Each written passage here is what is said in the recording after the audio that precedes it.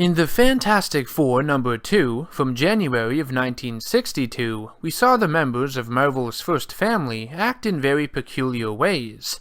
The Thing swims to an oil rig and causes it to collapse into the sea. The Invisible Woman steals a gem and then disappears from sight. The Human Torch melts a newly unveiled statue, and Mr. Fantastic turns off the city's power, leaving it in complete darkness. It's revealed that our heroes had been impersonated by the Skrull, a reptilian race of aliens that possess shape-shifting abilities. Their goal is to turn the human race against the Fantastic Four so they can begin a successful invasion of planet Earth. The Fantastic Four are soon captured by the military, but escape and come to the realization that there are imposters out there framing them. The Skrull versions of Mr. Fantastic and the Invisible Woman pick up the real Human Torch by mistake, who fires a signal flare alerting the other members of his team where the Skrulls are held up. The real Ben Grimm, Reed Richards, and Susan Storm arrive, and they defeat the Skrull imposters. They take their hidden ship and pose as the Skrulls, flying up to their mothership where they meet the Skrull commander.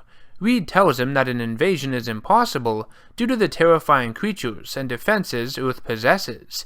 He also tells them that they will stay behind to remove all Skrull evidence from the planet, sacrificing themselves in the process. The commander even gives him a medal of all things. Though the original Skrulls were just shapeshifters, using various tools to make it look like they possessed other superpowers, there would be more notable members of the Skrull race that would implement other capabilities in their arsenal.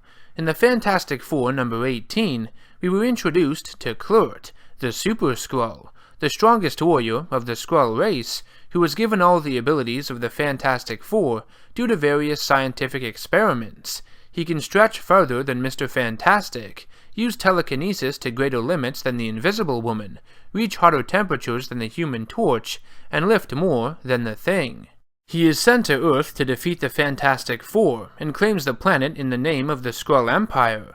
He demonstrates his superior abilities to those of the Fantastic Four, and it seems that the heroes stand little chance in defeating him. The Fantastic Four challenge the Super Skrull to a final battle on a deserted island, where the villain reveals his hidden power of hypnotism. The Super Skrull is overwhelmed by the combined might of the Fantastic Four, though, and it is revealed that his abilities are coming from a special beam being fired by other members of the Skrull race. Mr. Fantastic had assumed that was the case, and had designed a jammer on Earth before the battle began to interfere with it.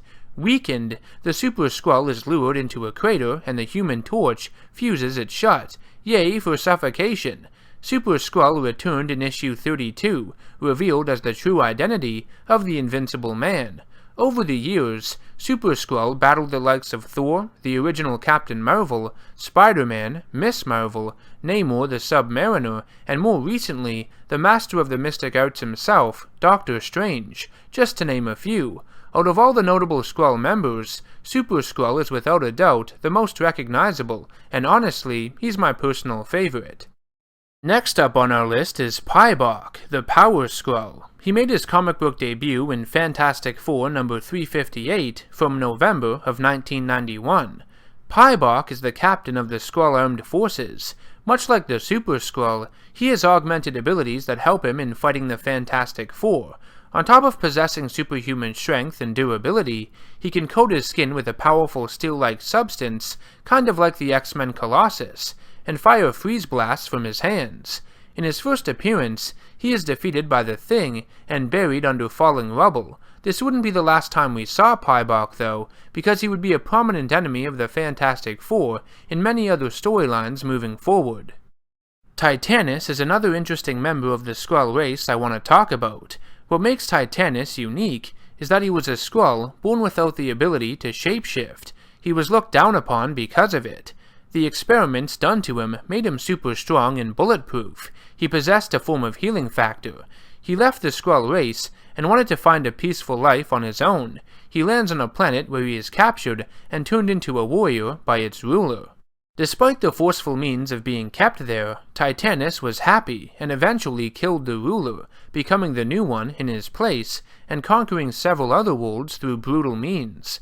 However, the race known as the Trellians would invade his world and take him prisoner, making him their muscle. He was kept in cages and treated like an animal by the Trellians. He would fall in love with the king's daughter, Amissa, and when they are found out, the two are banished into the wasteland.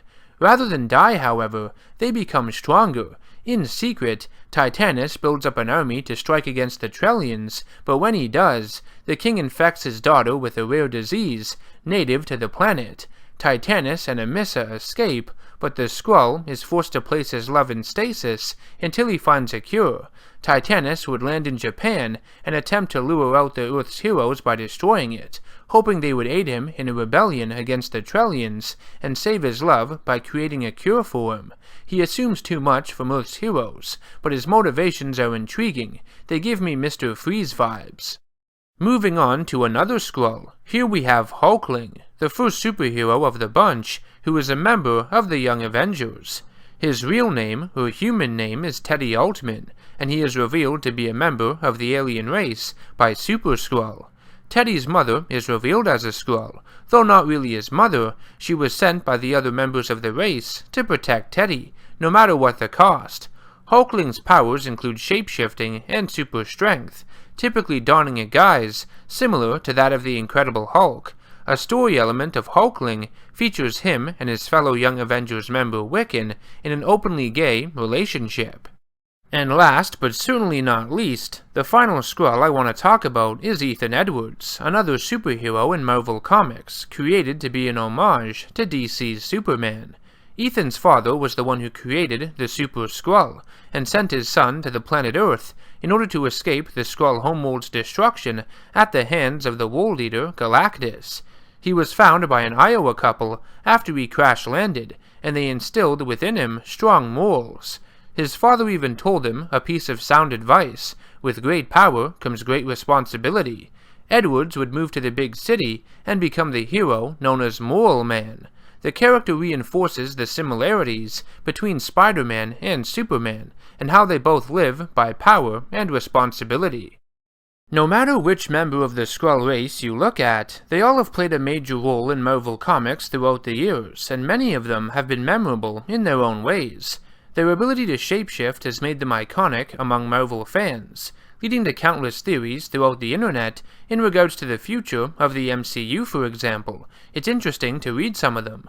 They also remind me of the film They Live, because they could hypothetically be living among us and influencing the events of the world. In fact, there are crackpot conspiracy theories about reptilian shapeshifters among us doing just that. Do I believe it? Hell no, it's insane, but some people do.